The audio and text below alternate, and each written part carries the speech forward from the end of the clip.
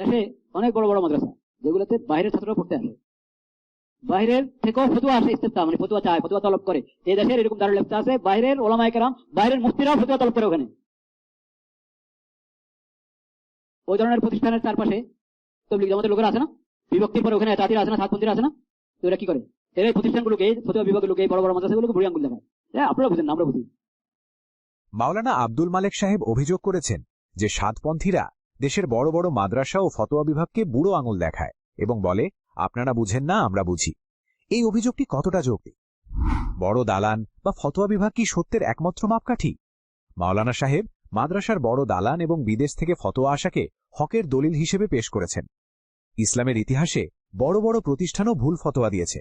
ইমাম আহমদ ইবনে হাম্বাল রাহিমাহুল্লার সময়ে বাগদাদের বড় বড় সরকারি আলেম এবং ফতোয়া বিভাগ তাকে ভুল বলেছিল, এমনকি তাকে নির্যাতনও করা হয়েছিল।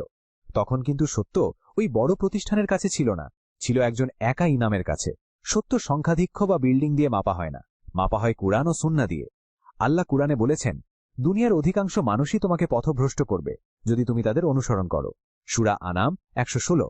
সুতরাং মাদ্রাসার সাইজ দিয়ে হক সাব্যস্ত করা যৌক্তিক ফ্যালাসি। ভিন্নমত পোষণ মানেই কি বুড়ো আঙুল দেখানো?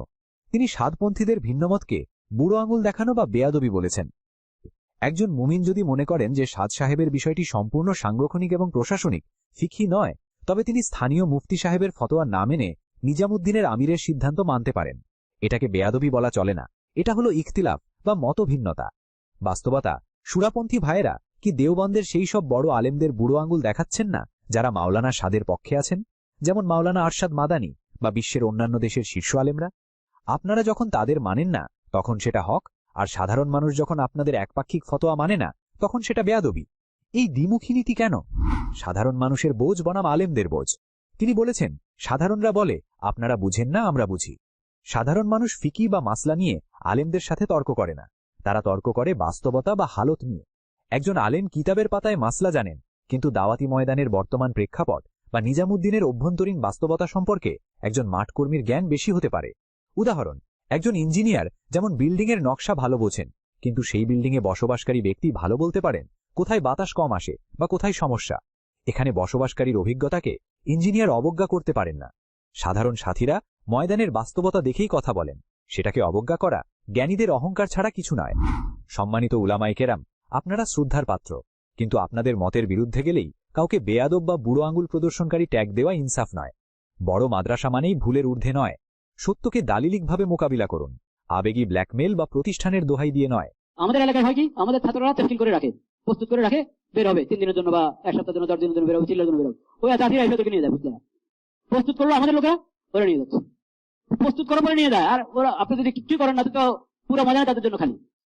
তো ওগুলোর দায় আপনার উপর আসবে কি আসবে না? আসবে।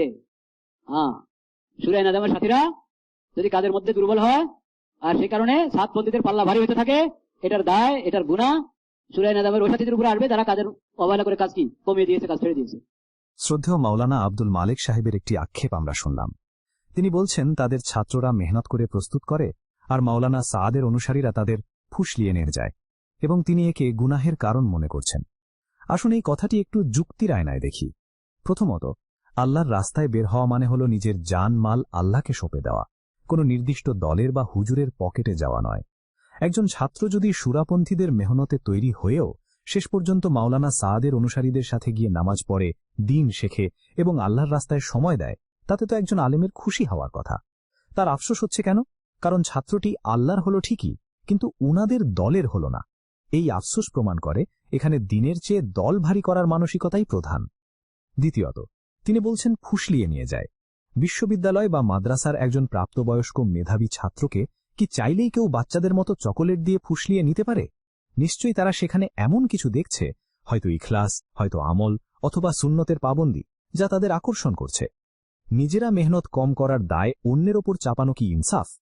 তৃতীয়ত, পবিত্র কুরআনে আল্লাহ বলেছেন, ফাস্তাবিকুল খাইরাত, অর্থাৎ তোমরা ভালো কাজে প্রতিযোগিতা করো।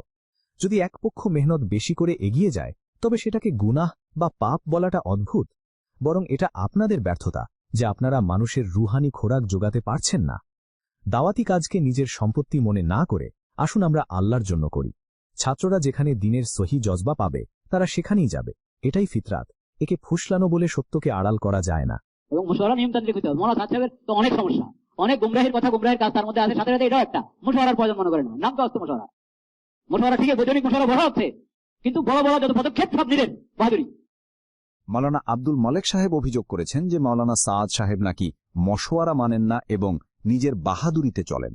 আসুন ইতিহাসের আয়নায় এবং যুক্তির কোষ্ঠী পাথরে এই অভিযোগটি যাচাই করি।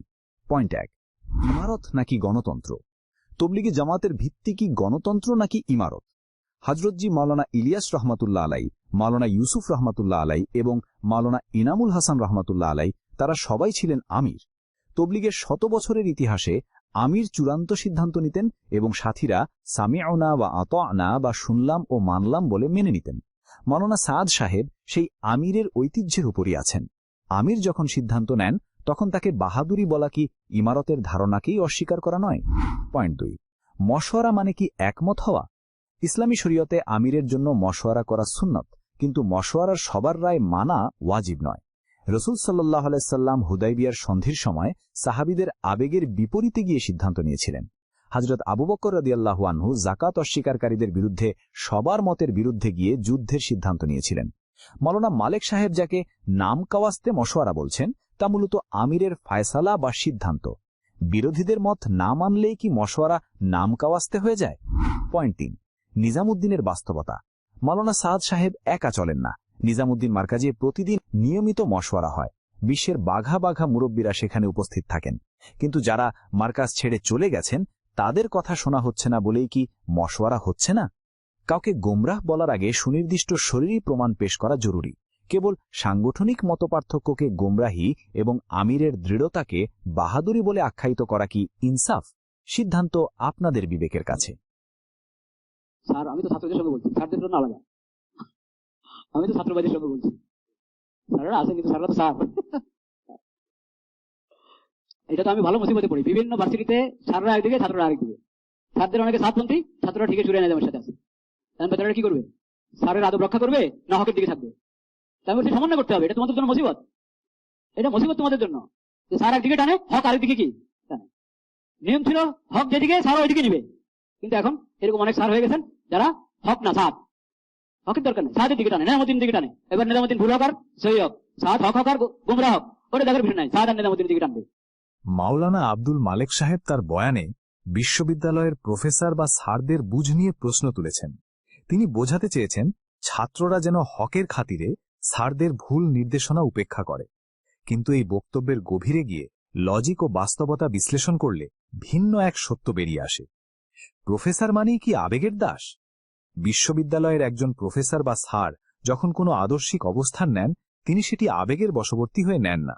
তিনি পিএইচডি করা মানুষ, তিনি গবেষণার পদ্ধতি জানেন, তিনি সোর্স বা মূল সূত্র যাচাই করতে জানেন। যিনি সারা জীবন লজিক, ফিলোসফি বা বিজ্ঞানের চর্চা করেছেন, তিনি কেন হঠাৎ করে কোনো যাচাই বাছাই ছাড়া একজন ব্যক্তির তথা মাওলানা সাদ সাহেবের অন্ধ ভক্ত হবেন? বাস্তবতা হল, এই স্যাররা যখন মূল কিতাব, হাদিস এবং নিজামুদ্দিনের শতবর্ষী ইতিহাস গবেষণা করেছেন, তখন তারা সত্যটা খুঁজে পেয়েছেন। আর ছাত্ররা? তাদের বয়স কম, রক্ত গরম, আবেগ বেশি, তাদেরকে সহজেই হকের স্লোগান দিয়ে বিভ্রান্ত করা সম্ভব। এখানে স্যারের গবেষণালব্ধ বুঝকে খাটো করা মানে জ্ঞানের গভীরতাকেই অস্বীকার করা। টানাটানি নাকি শৃঙ্খলার আনুগত্য? মাওলানা সাহেব অভিযোগ করছেন সাদপন্থীরা মানুষকে টানে, কিন্তু নিজামুদ্দিনের অনুসারীরা কোনো ব্যক্তির অন্ধপূজা করে না। তারা মূলত বিশ্ব মুরব্বীদের রেখে যাওয়া নিজাম বা শৃঙ্খলার অনুসরণ করে। হাদিসের মূলনীতি হল, আমির যতক্ষণ স্পষ্ট কুফরি বা পাপের নির্দেশ না দেন ততক্ষণ তার আনুগত্য করা ওয়াজিব। যারা নিজামুদ্দিনের সাথে আছেন তারা মূলত 100 বছরের পরীক্ষিত দ্বীনি মার্কাজ এবং এই মেহনতের মূল শিকড়ের সাথে যুক্ত থাকতে চাইছেন। শিকড় আঁকড়ে থাকাকে টানাটানি বলাটা হকের অপব্যাখ্যা ছাড়া আর কিছু নয়। আদব বনাম হকের কৃত্রিম সংকট ও ছাত্র শিক্ষক সম্পর্ক। মাওলানা সাহেব ছাত্রদের উদ্দেশ্য করে বলছেন, স্যারের আদব রক্ষা করবে নাকি হকের দিকে থাকবে, এটা মুসিবত।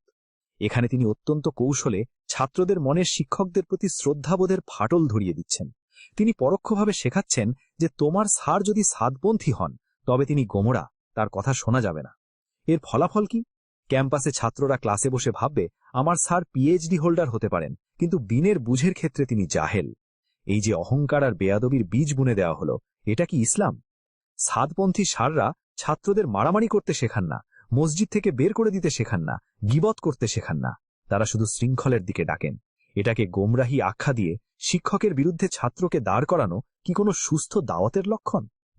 ডাক্তার যখন ভুল ওষুধ দেয়, মাওলানা সাহেব তার বক্তব্যে ডাক্তার রোগীর উদাহরণ দিয়ে যেমন নিজেকে বা আলেমদেরকে ডাক্তার আর অন্যদের রোগী মনে করেন, ঠিক তেমনি বিশ্ববিদ্যালয়ের শিক্ষকগণ বুদ্ধিবৃত্তিক জগতের এক একজন স্পেশালিস্ট ডাক্তার।